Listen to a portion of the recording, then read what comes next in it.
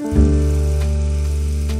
name is Josh Nelson, and I'm the composer, arranger, and pianist for Discoveries, which is my 5th album. Discoveries kind of started with a boyhood love of science fiction.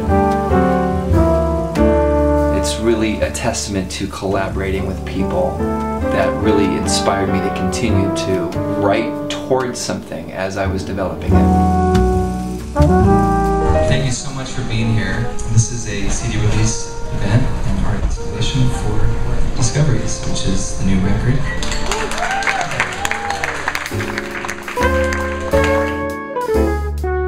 The initial idea was that it was original compositions based kind of around early science fiction film, inspired by the writings of Jules Verne and H.G. Wells and Nikola Tesla, the great kind of scientist. And I started writing tunes inspired by their discoveries.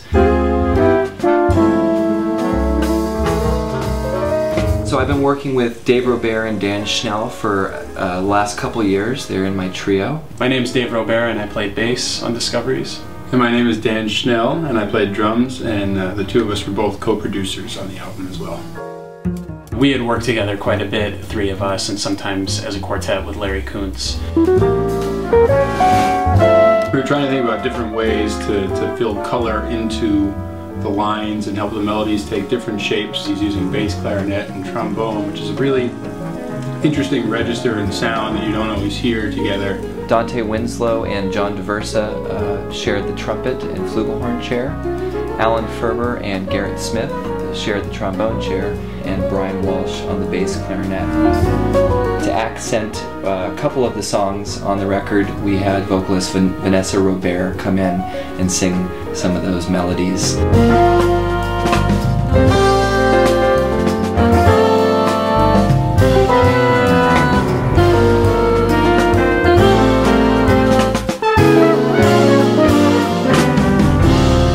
As I started to collaborate with the other musicians, we saw this cool project just kind of emerging. As I heard them play and interpret the tunes, I was saying, wow, I could maybe write something about this, or boy, a dirigible is kind of an interesting object, you know, an airship or zeppelin. I wonder if I could write a song that reflects the spirit of what a dirigible embodies. And so I wrote it, and then there was a video aspect of it that was crafted in response to it.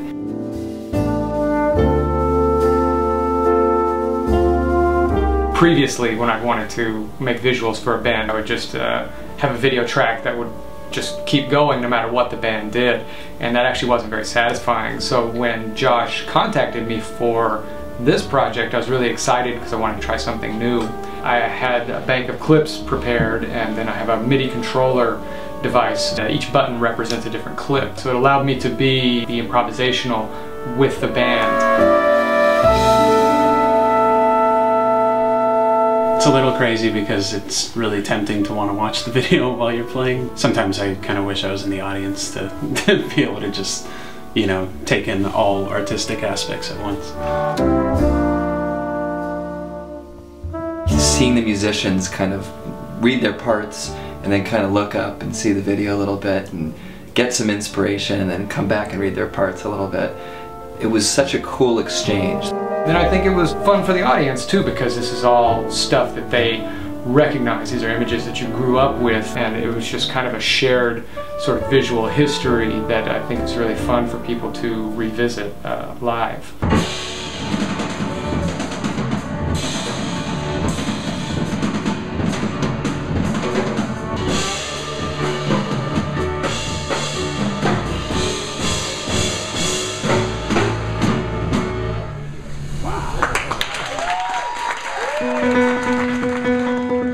The idea of electricity became very strong to me in thinking about ideas for the art installation. So went with that theme and basically went back to the first light bulb, and we installed 30 Edison bulbs throughout the space, hung them from the ceiling. The filaments are old and exposed, but the light levels are so low so you can actually look at the filaments, unlike a modern day incandescent bulb. They're a sculpture piece on their own. and to go along with that did a wire sculpture installation. They went from the front of the space to the back of the space, so 70 feet long. The art installation, it certainly has a lot to do with setting a tone in a club or in an environment, in a space. When the audience walks in, they think of what the music is about to be in a different way, for sure.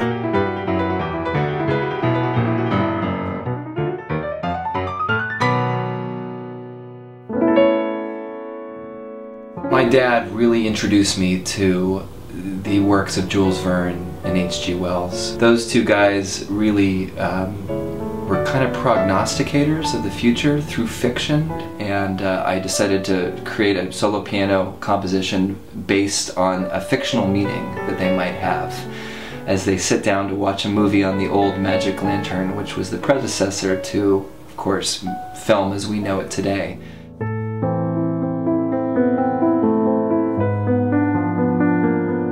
It was really fun to try to decide who would they watch, what would they want to watch, and for me the obvious answer immediately was the French filmmaker Méliès, who was really almost as much of a magician as he was a filmmaker. He was a pioneer of the medium, and so it was really fun for me to see the audience experience some of these like classic, awesome pieces of cinema that maybe they hadn't seen before.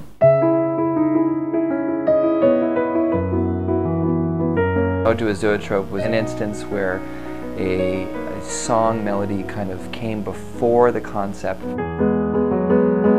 As the melody unveiled itself, it kind of had this cyclical, rotating, perpetual motion kind of to it that it never seemed like it wanted to stop. It could just keep going.